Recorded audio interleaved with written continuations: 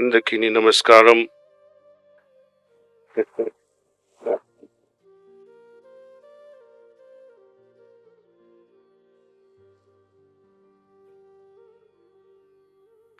Honorable Minister Garu, thank you. You had inspired all of us and motivated to do or continuously keep doing what we do. Thank you. And we need a lot of money from the government to support this work. Thank you.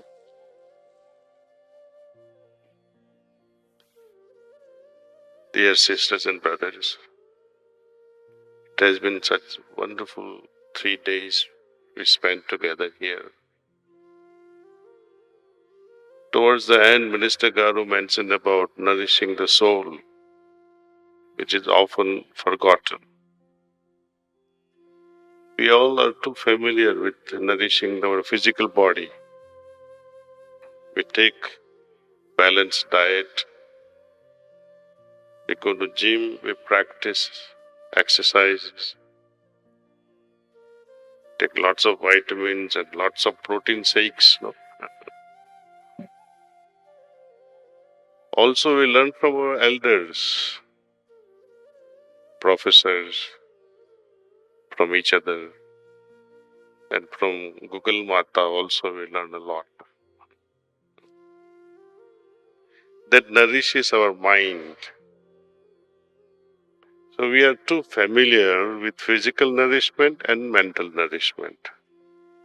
At emotional level, we have our loved ones to play with, and we nourish our emotional body. But what about our soul, our spiritual body? How can we nourish? And that's where meditation comes into picture. And it's not just meditation. But many people close their eyes, focus on their breath. They focus on a burning flame in front of their eyes, or they focus on a flame within their heart or in the mind. But while meditating, if we can have that access to a particular yogi or a sage who can transmit, who can offer pranasya pranaha, just as we have annasya annam, annam nourishes our soul, annamaya kosha. Manasya manam, one that nourishes our manam, our mind, our consciousness. Pranasya prana, it is the prana that descends from the source. Only that can nourish. And for that, we close our eyes and respectfully, with prayerful heart, we invoke that presence. And that happens only in the presence of such a sage to whom we remain grateful. And without his initiation into this particular spiritual realm, we cannot dream of receiving such pranahuti that can nourish the soul. My young friends, you are often blamed as non-believers, but I should congratulate you. Thanks for not believing in gods and goddesses. The reason is very simple. I don't believe, or no one believes in gods or goddesses because they have not experienced gods. And it's quite natural.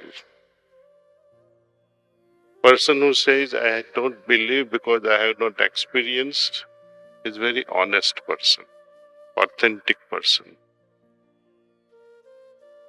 When we ask our parents, Papa, Mummy, do you believe in gods and goddess? They'll say, why are you asking such a question? Don't you think we believe? Then when we ask a next question, why do you believe? The only answer that comes forward from many parents is this: we believe because my mother taught me so. Our Shastras, they speak about it. Our religion says so. Everybody says so, so I say so. That's a belief. Belief is a whitewash. We are whitewashing the reality. When we see each other, we don't have to believe that we see each other. When we see this beautiful ashram, we don't have to believe that such a thing exists, because I have seen. I'm able to see it. So belief is a substitute for reality. And that is a biggest defect. And that's why youngsters should wake up and say, okay, I don't believe because I have not experienced. And there is nothing wrong with such a strong stand that one takes. It should be like the scientist. Science is not based on faith. Science is based on facts. And I like to put forward spirituality is also no less than a science. Our day-to-day experiments within ourselves, within the laboratory of our own heart, adding this essence of pranahuti in our heart and see what changes it can bring about in my consciousness, with my consciousness. And with ever-evolving consciousness, how I can perceive things which are unmanifested. With closed eyes, focused on the divine presence, nourishing my soul. As my consciousness rises, I get the ability to tap into the superconscious state and also dive deeper into subconscious oceans of my being, thus making my limited consciousness a broadband consciousness. This happens through the magic of pranahuti on our meditation.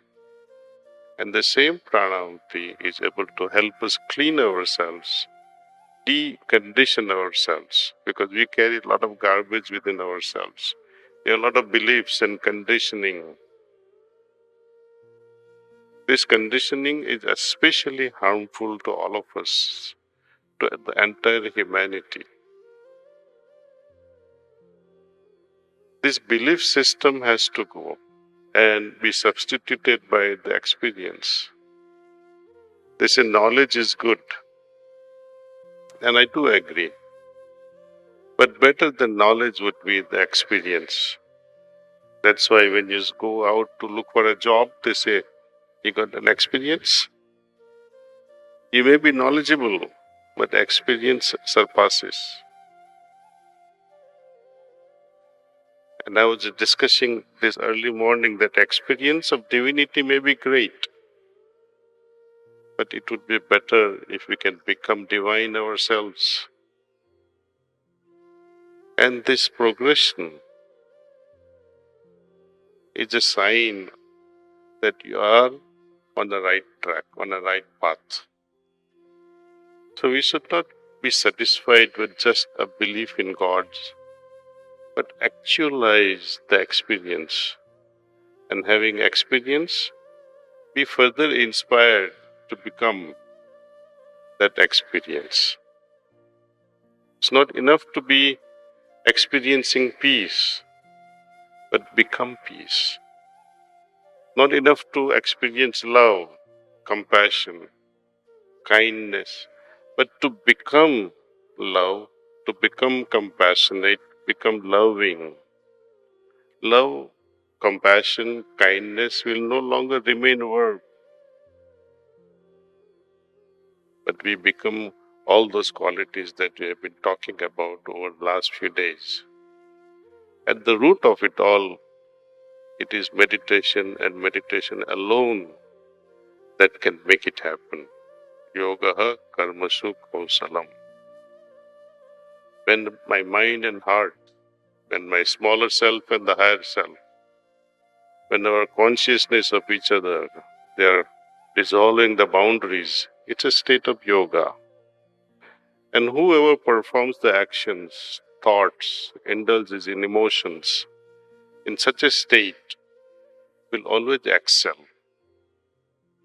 Be it a romantic life, family life, your work life, your student life, everything becomes excellent when we are in a meditative state. And that's why Lord Krishna keeps asking questions after questions after questions to Arjun, which I shared on the first day. I like to remind you of those questions. Krishna asked Arjun, can you be happy when you are restless? Then he himself answers. He says, not possible. How can you be restless in the absence of harmony? How is harmony possible without peace?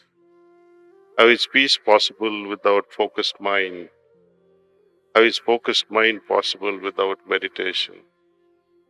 And then he says, now you connect the dots between meditation and the happiness. You look from a psychological perspective, and as Minister Garu was mentioning, a stress-free mind, anxiety-free mind deflects the toxic chemicals, toxic neurotransmitters that run havoc in our bloodstream, in our lymphatic system. Instead, qualities like kindness, compassion, love, it floods our blood system with good peptides, good neurotransmitters like serotonin, oxytocin, dopamine. They're called happy hormones. And all these good hormones, happy hormones, joyful hormones, their concentration skyrockets after each meditation. Whether you are spiritual or not, forget God for a moment. But for your own happiness, for your own health, meditate. Those of you who are indulging in scientific experiments, you can take up this project. Let 10 individuals meditate, measure their cortisol level, dopamine level, serotonin level, oxytocin level. See what happens to such chemicals in their bloodstream. And when you are stressed, failed in romantic relationship, measure all these chemicals and see how cleaning of heartfulness can remove the shocks and the pain of love failure. How quickly you can get out of this miserable state with the help of heartfulness cleaning. This can be taken up as scientific experiments. So you will be able to see the beauty of spirituality through scientific experiments. The role of kindness, role of peace, role of harmony, they can never be undervalued. Without them, humanity will be lost. If India has to offer something to the world, it is spirituality.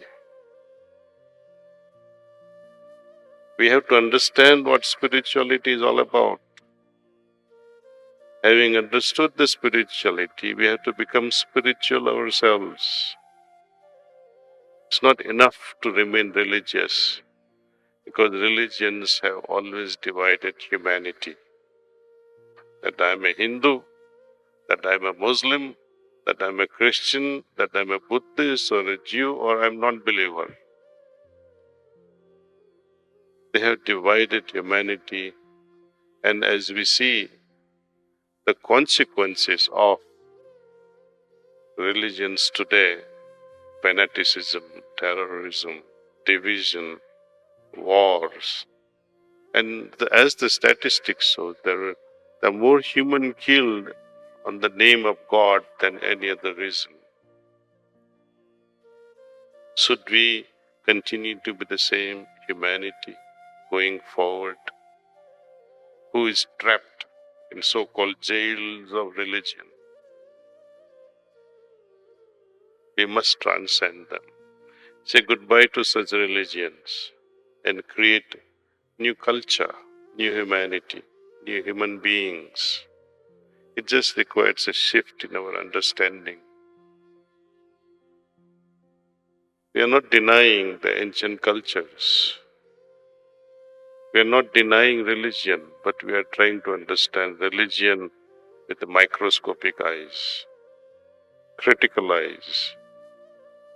Because not everything written in Sanskrit is holy. You can write F words also in Sanskrit.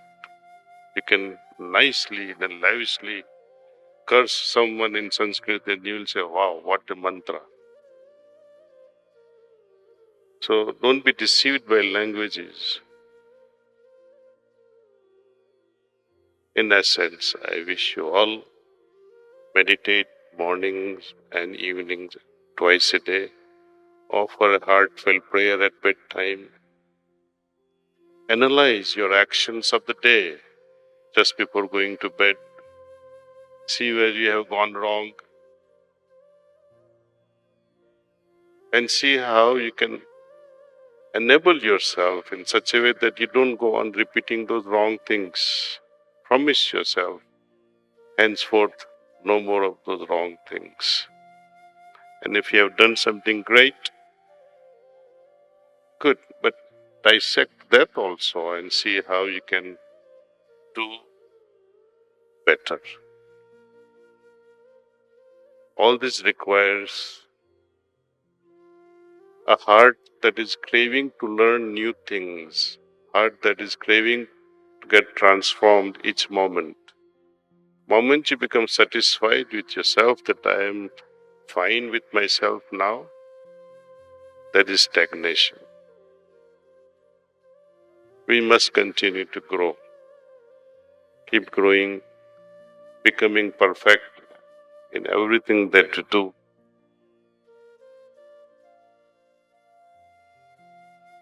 And create a society, not of just a belief, but spiritual giants who are able to experience what is written in the books. When we say God is all compassion, when we say God is omnipresent, omniscient, omnipotent, this is knowledge. How do I experience His omnipotency, omnipresence, and omniscience? That is spirituality. And we keep on moving. We don't deny religion, we transcend religion.